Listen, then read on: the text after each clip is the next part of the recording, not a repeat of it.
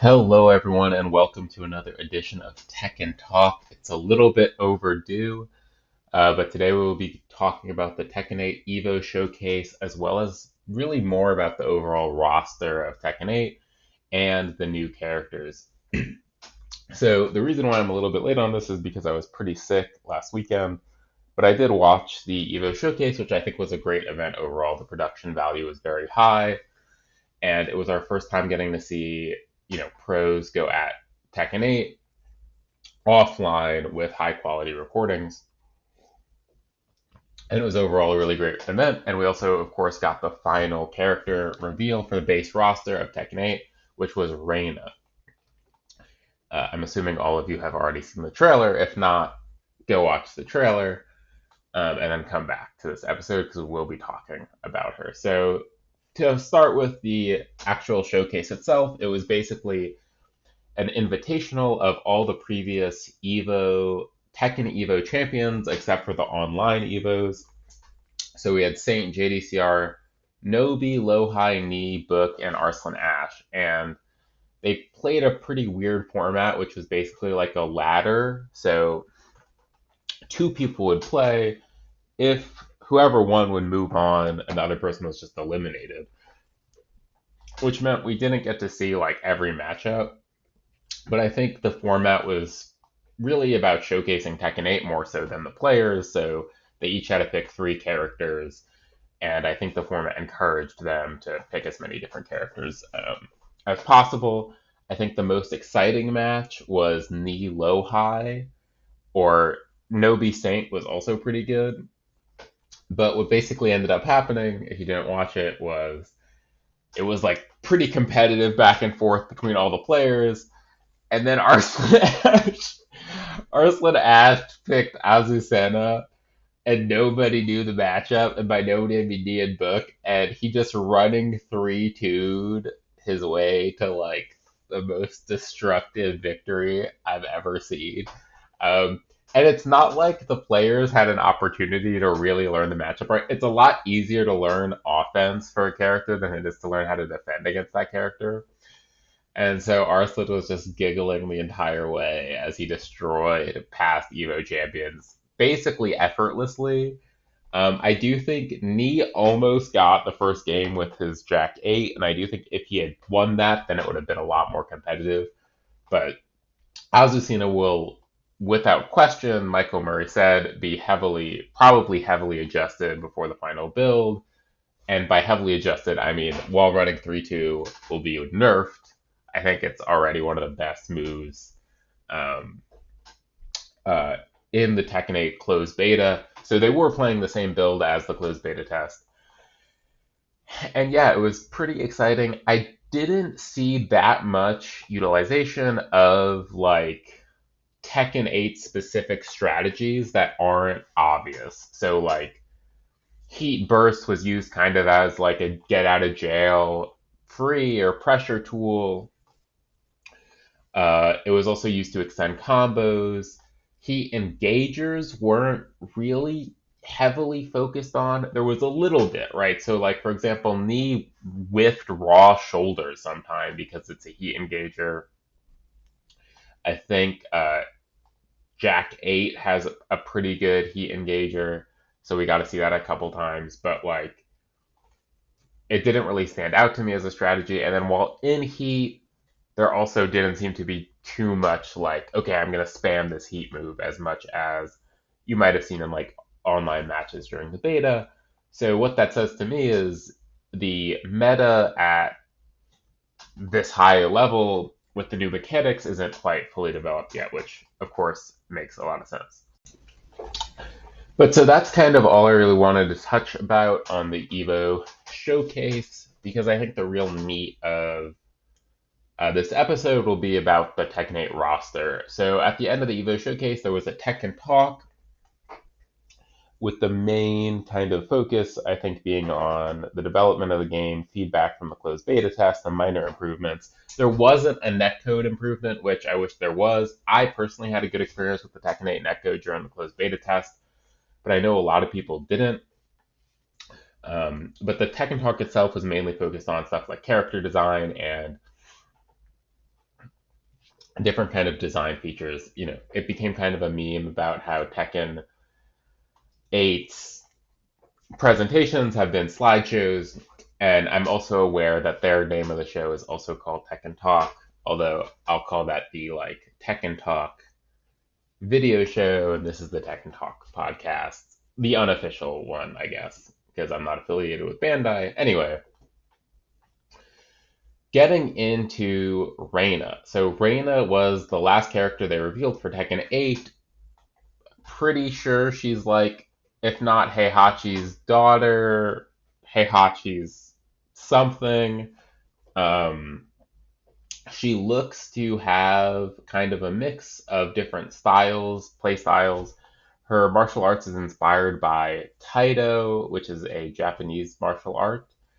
I guess, on their website they have a pretty good blurb, so I recommend reading that. But I think her animations all looked pretty good to me. The music on the stage for the trailer is so good. The trailer music is awesome. The stage has an Akuma statue, which is one of two things. It's either going to be an homage to Akuma, just like, oh man, remember Akuma, Tekken 7? That was crazy. He's also in the story, lol. Or it's gonna be used in a reveal trailer for future DLC where Akuma like smashes it open or something and is like, I'm back. So we'll see how that goes. The music, the presentation of the stage was awesome, and I think the presentation of Reina was also pretty cool. Just to clarify, I think she's like a student of Mishima Karate, like a school or something. She did say Jin Senpai, and I see a lot of, I think, confusion about this. She wasn't saying Jin is like her direct teacher in the sense of like they know each other. She was more being kind of sarcastic, and maybe there is like somewhat of a student relationship, but it's not direct in any way. And so her moves have like these two categories. One is like Heihachi style moves, so the electric, the different parries, including kind of like the key charge parry, which is one of the most awesome moves ever because you're taking damage and you're parrying the opponent. And of course, like some kind of demon breath and some hell sweeps. And overall, that side of her move list looks awesome. The other side of the move list is the more Taito inspired move list, which I think also looks really cool. And I think there's a clear emphasis on like evasion. And this is getting into an interesting topic, which is how the Bandai Namco team clearly designs their new characters for the kind of gameplay they want to see, or like with an agenda or with a purpose. So what I mean by evasion is she has lots of moves that seem to go under highs or over lows, or maybe even crush mids uh, that aren't what. Well, never mind. So a lot of crushing moves, and I think this is in line with Azucena, who has lots of crushing moves, including crushing stances. So, right, Azucena has the forward 3+4 stance, where she just automatically dodges highs and lows, as well as in Victor's trailer, right? We saw a lot of Victor's parries, a lot of kind of the evasive teleports. And I think what this says to me, and I think it's pretty obvious, is that they're designing characters around this aggression notion and like really being in each other's faces. So if a character has lots of evasive moves, then it's easier for that character to be in range zero and just press buttons because as opposed to using movement or trying to back away to create whiffs, you can make a like read high, mid, or low and kind of respond accordingly, which is actually adding, in a way, it's adding options to the character.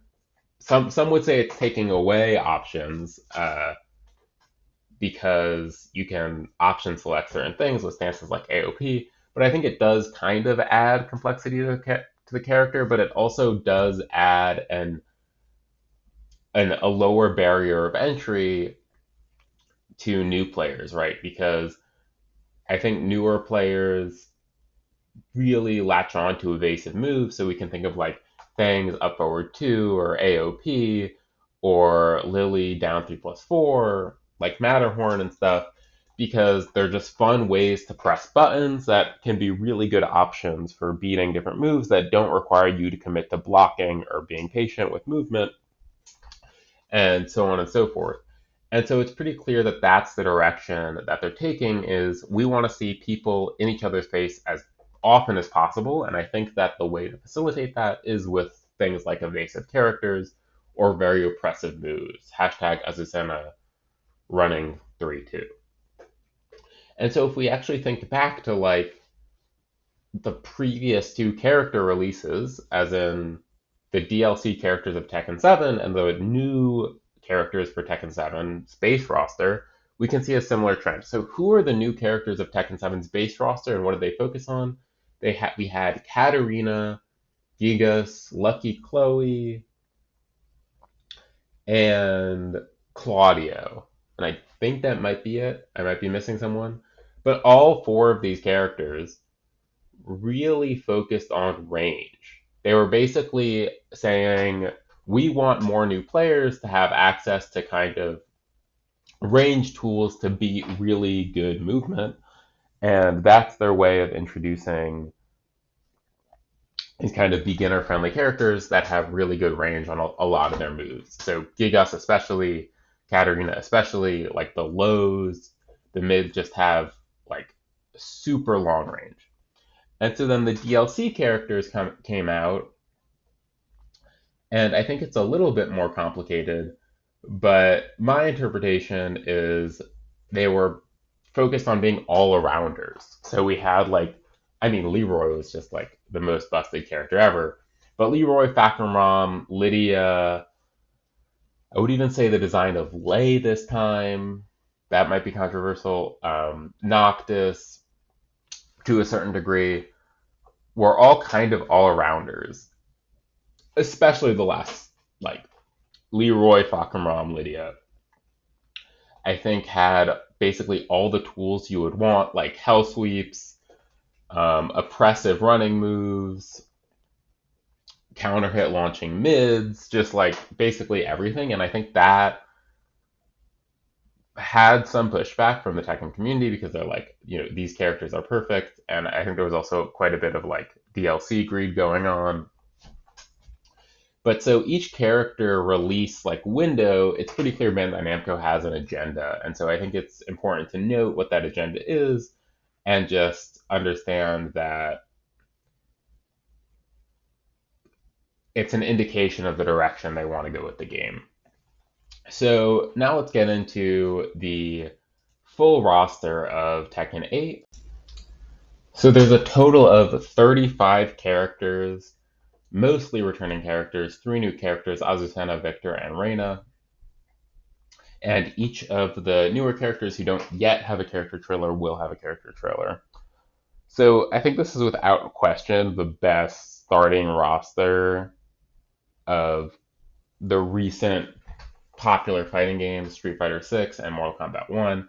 It has lots of variety, lots of really cool designs, pretty unique play styles, and it's just pretty big in general. I think that the lack of new characters is felt, right? So 3 new characters seems a little bit low for a new release, but I think Bandai would say that they spent a lot of time kind of reworking and reimagining some of the cast. I'm personally most excited about Fang, Azucena. I'll probably main Azucena and Fang Azucena. That might be where Kuma. Honestly, Kuma, like, if Kuma doesn't play like a bear, but plays like an old man, Heihachi, I'm pretty excited for that. I guess who will probably be one of the first character trailers we see. Um, but Yoshimitsu, the redesign makes it very tempting for me to play him, and then I remember that he's Yoshimitsu, and I'm slightly less excited. But I think this cast is really good. I think my only concern with the cast going forward is the DLC characters and what's the pricing going to be like for the DLC characters. If we take a look at the kind of pre-order season pass things, I guess it's around $20 for these character passes. We don't know what's in them. So, three characters for $20 seems like a reasonable price. I just hope that that's kind of maintained throughout the lifespan of Tekken, because we've seen in games like Street Fighter 6 and Mortal Kombat 1 that the microtransactions and overall monetization of the game is a bit concerning. But for value, this base roster seems great, even for a $70 game. And yeah, I personally don't have much complaints. I'd love to hear what you guys think about the roster. Are there any characters that you were shocked didn't make it, shocked did make it? I think for me, the biggest shock who didn't make it, who has to be a DLC. Like, I can't imagine a Tekken game without him, is Eddie. Like, I can't believe Eddie's not in the base roster. So I'm assuming he'll be in the first DLC pack, which I'm looking forward to it. I know a lot of people don't like Eddie. I personally love Eddie as a character and think he like adds a lot to the game, even though I personally don't love playing against him and my matchup knowledge isn't the best. But okay, thanks everyone for listening. I hope you're all excited for the character trailers that are coming out, and I hope we remain critical of potential how extensive the monetization is in Tekken. It's a pretty tacked on topic here, but anyways, have a great day. Bye bye.